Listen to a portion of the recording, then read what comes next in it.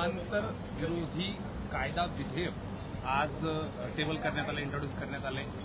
काय तुम्ही याला म्हणाल? एका नेमकं या बिलाच्या मागची भूमिका काय सरकारची हीच कळत नाही. धर्मांतर जबरदस्तीने करणं चुकीचं आहे, पण धर्मांतर करणं चुकीचं आहे हा वादातीत विषय. असं आहे की जेव्हा बुद्धाने एक वेगळा मार्ग स्वीकारला त्याला काही कारणं होती. समाजामध्ये असलेला भेदभाव हा जेव्हा असह्य झाला तेव्हा बुद्धांनी आपला मार्ग बदलला, महावीर जैनांनी मार्ग बदलला, बसवेश्वर महाराजांनी मार्ग बदलला, ज्ञानेश्वरा माऊलींच्या आईवडिलांनी आत्महत्या का केली, बसवेश्वरांचे हालाल का झाले, शिवाजी महाराजांचा राज्याभिषेक का रोखला गेला, या सगळ्या प्रश्नाची आधी उत्तरं द्यावी लागतील. मला जर सन्मानाने माझा धर्म जगवणार नसेल तर मी दुसऱ्या धर्माचा मार्ग स्वीकारला तर त्याच्यात कोणाला काही वाईटही वाटायला नको.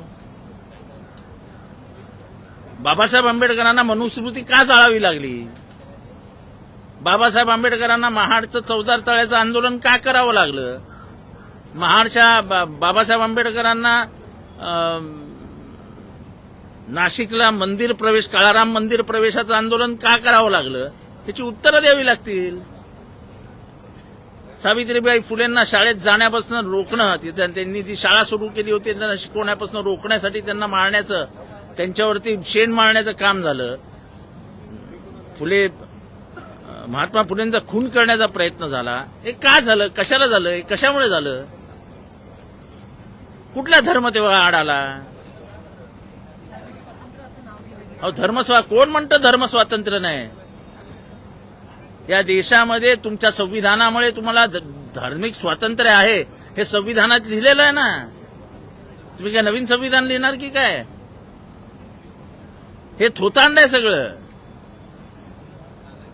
राज्यव्यवस्था जेव्हा कोलमडायला लागते, राज्यव्यवस्था जेव्हा अडचणीत येते तेव्हा धर्माचा आधार घ्यायचा, ही राजकारणातली एक नवीन लाईन आहे.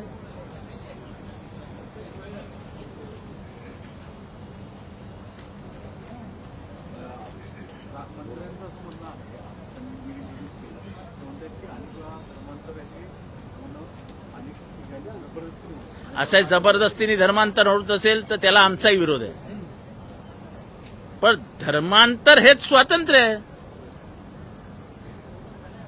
अरे उद्या तुम्ही बुद्धाच्या धर्म स्वातंत्र्यावरती आक्षेप घ्याल, बसवेश्वर अण्णांनी केलेला धर्म म्हणजे जो धार्मिक विरोध होता त्याला विरोध कराल. इथल्या मनुवाद्यांनी जो छळ केला त्याच्यामुळे तुम्ही राज्याभिषेक रोखलात, याचा विचार करणार की नाही आपण?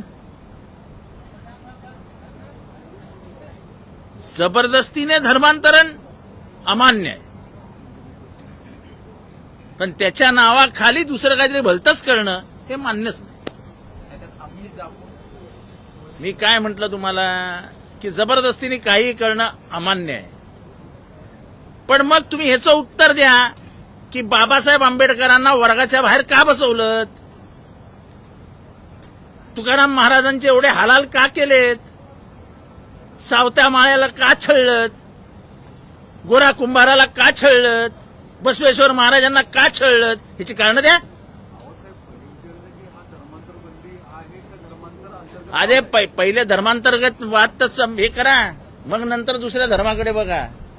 तुमच्या धर्मामध्ये जर विशिष्ट समाजाला, विशिष्ट गटाला, विशिष्ट माणसांना न्याय मिळणार नसेल, सन्मानाने जगता येणार नसेल, आणि जर त्यांनी वेगळा मार्ग स्वीकारला तर तुम्हाला वाईट कशाला वाटायला हवं? नाही ते जाऊ द्यावं, ते 7 वर्षाचे बिल ते सोडून. ह्याच्यात विशिष्ट तुमची धर्मव्यवस्था सुधारवा ना. तुमचा जो धार्मिक तुम्ही जो स्वतःच्या भोवती पकडा घालून घेतलाय तो सुधारवा. आजही स्त्री पुरुषांमधला वाद काही कमी आहे का आपल्याकडे? स्त्रीला म्हणावं तेवढं स्वातंत्र्य दिलं जातं का? नाही दिलं जात. मग त्या विरोधात कधी बोलणार की नाही आपण? की नुसतं धर्मस्वातंत्र्य म्हणत दुसऱ्या धर्मांना पार जेरी सांडण्याचं काम करायचं हे कुठली पद्धत आहे? मला जो धर्म आवडला तो मी स्वीकारला. बुद्धाला जे आवडलं ते बुद्धाने मार्ग स्वीकारला. महावीर जैनांना जे आवडलं ते महावीर जैनांनी स्वीकारलं. लिंगायत समाजाच्या अनेक लोकांचं म्हणणं आहे की लिंगायत समाजाला वेगळा धर्म म्हणून जाहीर करा.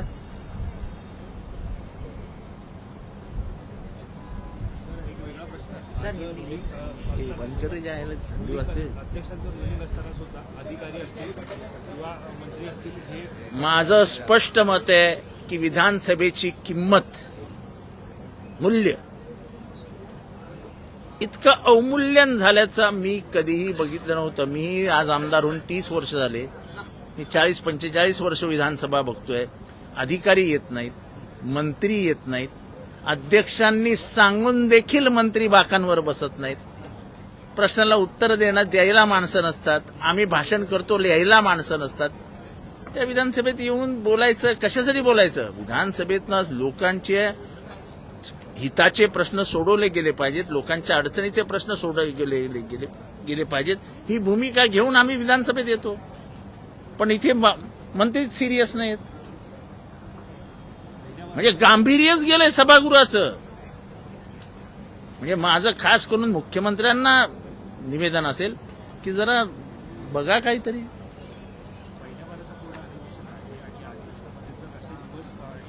हे फक्त दिवस ढकलण्याची कामं चालू आहेत. पाशवी बहुमताच्या जोरावरती लोकशाहीवरचा पाशवी बलात्कार कसा असतो हा जर बघायचा असेल तर आजची विधानसभा बघा. हे क्या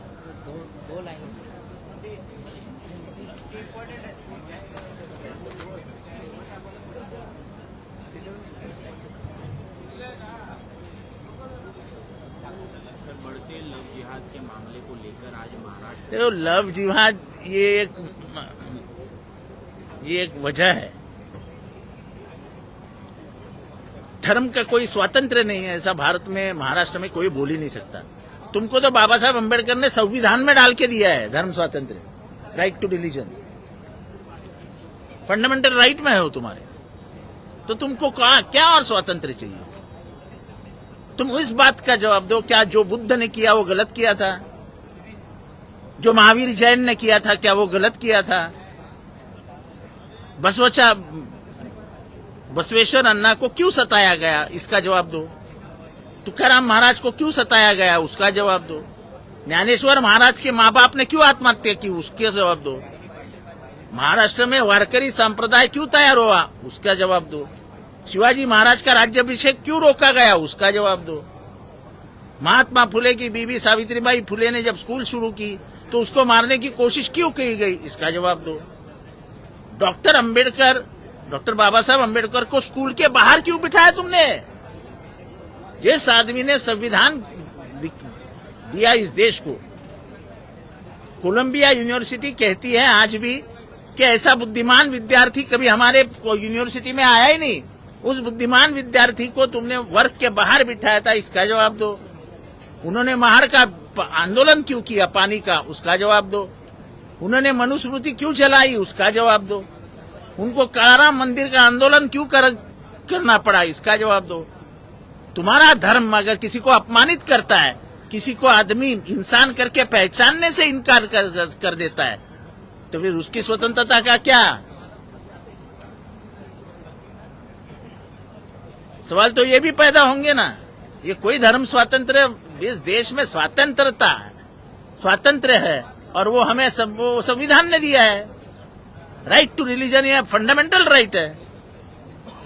सरकार ने डीजी की अध्यक्षता में एक समिति गठित की थी और उसमें ये कहा गया है कि 50,000 से ज्यादा जबरन धर्मांतरण के मामले जो है वो सामने आए. देखो ऐसा है, जहां भी जबरदस्ती होगी आप उसे जरूर रोकिए, आप उसे जरूर रोकिए. लेकिन सरकार कोई एक लाइन, कोई एक विचारधारा के माध्यम से अगर ये सब करना चाहती है तो ये गलत है. अगर स्वतंत्रता है तो कोई भी चीज की स्वतंत्रता है. मैं भगवान मानता हूं, हो सकता है भगवान नहीं मानते हो, स्वतंत्रता है. इसीलिए ये भारत में जो विविधता आज भी टिकी हुई है, इसका कारण ही है कि भारत में हमेशा स्वतंत्रता रही है, और जब जब स्वतंत्रता नहीं तब तब लोग खड़े हुए। बुद्ध के जमाने में बुद्ध खड़े रहे, महावीर जैन के जमाने में महावीर जैन खड़े रहे, बसवेश्वर अन्ना खड़े रहे, तुकाराम महाराज खड़े रहे, शिवाजी महाराज खड़े रहे। धर्म की जबरदस्ती महाराष्ट्र में और देश में चलती आ रही है और उसका विरोध हुआ। सत्ता पक्ष का ये कहना है कि जन सुराज्य कानून लाते वक्त भी विपक्ष ने ऐसे ही अड़ंगा डाला था। देखो, जन सुरक्षा कायदा लाया, उसका जो पहला टाइटल था वो टाइटल ही गलत था, तो हमने पहले तो टाइटल बदल के लिया और एक विशिष्ट नक्सलवाद तक वो सीमित रखा। उनका जो इरादा था कि जो भी आंदोलन करेगा उसको डाल देंगे अंदर, उसको रोकने का पूरा प्रयास हमने किया और हम उसमें कामयाब रहे। इसका टाइटल बदलने की भी कोशिश नहीं, अभी देखेंगे ना, पहले बिल तो आने दो। बिल तो आज इन्होंने इंट्रोड्यूस किया, इसके ऊपर चर्चा होगी, हम लोग बात करेंगे, इसके ऊपर बात करेंगे ना। अरे आपल्या घरातलं पहिलं, अपने घर के अंदर क्या चालू है वो पहला देखो ना, दुनिया के ऊपर नजर मत डालो। हजारों सालों से इस महाराष्ट्र में खास करके जो जाति व्यवस्था ने जो नंगा नाच किया है उसके बारे में क्यों नहीं बात करते हो?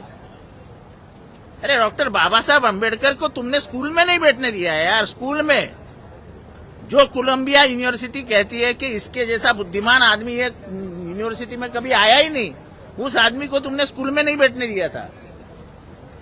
तुम लोगों को पानी नहीं पीने देते थे, तुम लोगों को मंदिर में नहीं जाने देते थे, और ऐसे लोगों की संख्या 90% थी जिनको इन सब से वंचित रखा था।